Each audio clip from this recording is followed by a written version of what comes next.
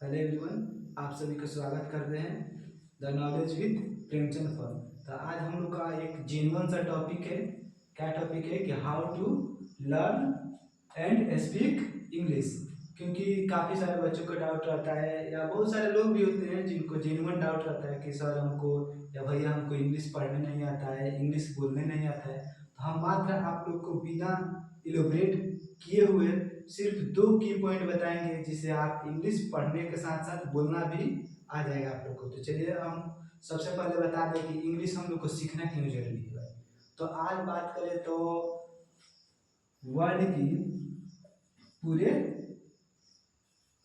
World में पूरे world में 195 का है कंट्री है, 195 कंट्री है। उसमें से आप लोग को 14 टू 15 कंट्री में का है ऑफिशियल, जो कि का है ऑफिशियल, उसका लैंग्वेज का है इंग्लिश है। केवल 14 से 15 जो ऐसा देश है ना जहाँ पर केवल का है इंग्लिश बोला जाता है। बाकी 195 देश जो इसमें से अगर छट जाएगा तो 190 या कहे तो 185 लगभग ऐसा देश है जहाँ पर इंग्लिश नहीं बोला जाता है। लेकिन हम लोग को इंग्लिश क्यों सीखना है? क्योंकि आज पूरे वर्ल्ड के क्या वर्ल्ड का 90% ट्रेड ट्रेड का कहा जाता है। ट्रेड का मतलब होता है व्यापार। क्या होता है? व्यापार। ठीक, आज वर्ल्ड के 90% ट्रेड का हो गया है जो किस लैंग्वेज पर डिपेंड है? इंग्लिश लैंग्वेज पे। आप कहीं भी जाइए कुछ भी चीज खरीदने, आज हम सोयाबीन से लेके एक छोटे से मेडिसिन के सुई के नीडल भी खरीदने जा रहे हैं तो उस पर भी इंग्लिश में लिखा है। लिखा है कि नहीं लिखा है? तो उस सब मतलब हम देखें तो हर जरूरत की वस्तुओं को देखें तो क्या है इंग्लिश में कुछ ना कुछ लिखा रहता है। तो इंग्लिश बहुत सारे व्यक्ति को डाउट रहता है कि इंग्लिश पढ़ने नहीं आ रहा है, इंग्लिश समझने नहीं आ रहा है। तो हम बिना घुमाए आप लोग को वो 2 पॉइंट बता रहे हैं जिससे आप लोग को क्या हो जाएगा, दोनों पॉइंट क्लियर हो जाएगा और आप लोग इंग्लिश बोलना भी सीख जाएंगे, साथ साथ पढ़ना भी सीख जाएंगे। ठीक है, तो वो 2 पॉइंट हम आप लोग को बता रहे हैं। ठीक है, तो चलिए इसका 2 का है, 2 मेजर की पॉइंट है। क्या है? की पॉइंट किसका? इंग्लिश बोलने और पढ़ने का। फर्स्ट है का कि आप लोग को डेली क्या करना है, डेली 20 तो क्या करना है, वर्ड मीनिंग। वर्ड मीनिंग क्या करना है? मीनिंग याद करना है। क्या करना है? याद करना है। ठीक है, और वर्ड मीनिंग आप कहीं से भी लीजिए, कोई भी डिक्शनरी से लीजिए, बुक से लीजिए, यूट्यूब से लीजिए, कहीं से भी लीजिए। देखिए आप लोग को डेली क्या करना है, 20 तो वर्ड मीनिंग याद करना है। ठीक है, और दूसरा काम का है इंग्लिश पढ़ने के लिए आप लोग को डेली क्या करना है, डेली 1 पैराग्राफ।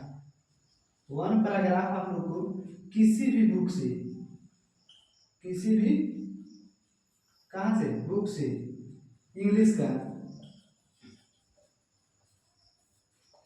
लेकर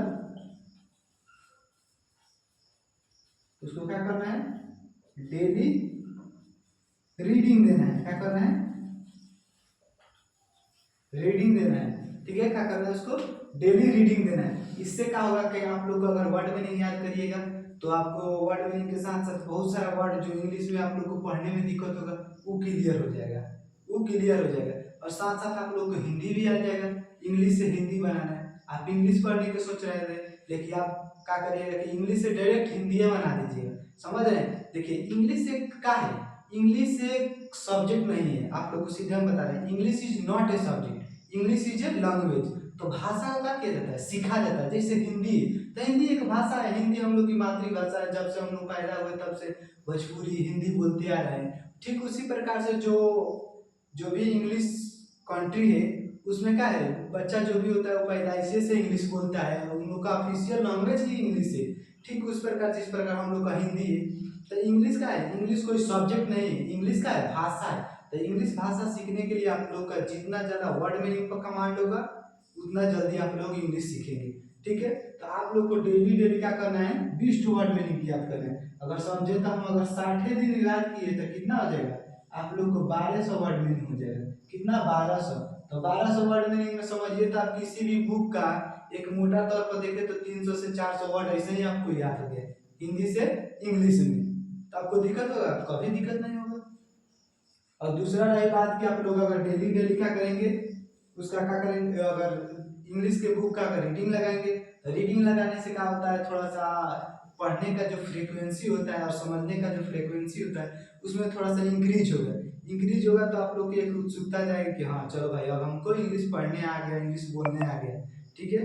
और देखो मेन इसका मकसद क्या है इंग्लिश पढ़ने का, इंग्लिश जानने का, कि आप लोग कहीं भी जाइएगा, किसी भी जॉब के लिए जाइए, किसी भी कंट्री में घूमने जाइए, तो अगर आप जैसे सऊदी अरब में चले जाइएगा तो सऊदी अरब में क्या होगा, सऊदी अरब में यही होगा कि आपको उर्दू में एगो लिखा रहेगा और दूसरा का क्या लिखा रहेगा इंग्लिश में, सऊदी अरब।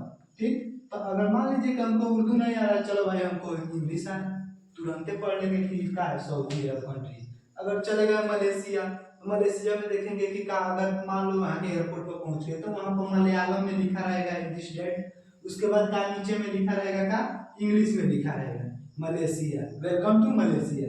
तो तुरंत इंग्लिश में, अगर इंग्लिश हमको जानकारी है तो ये तो भाई पता चल जाएगा ना कि हाँ मलेशिया। तो इंग्लिश इसलिए पढ़ना, इंग्लिश इसलिए हम लोग को पढ़ना जरूरी है। ठीक है।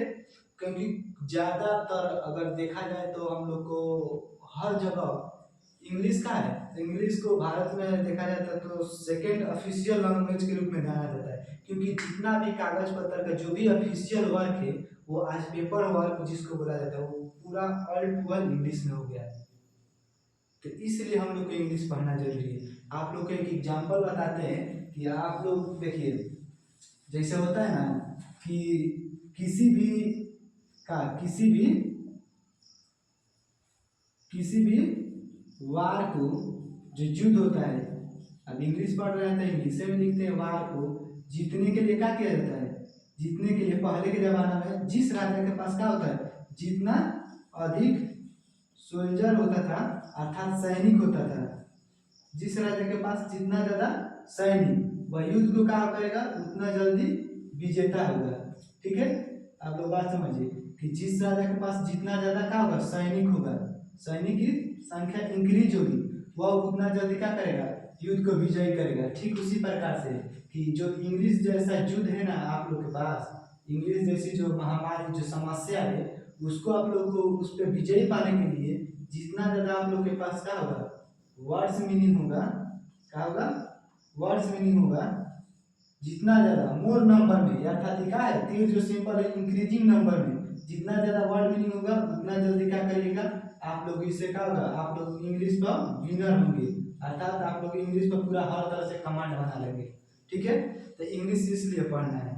दूसरी बात है क्या कि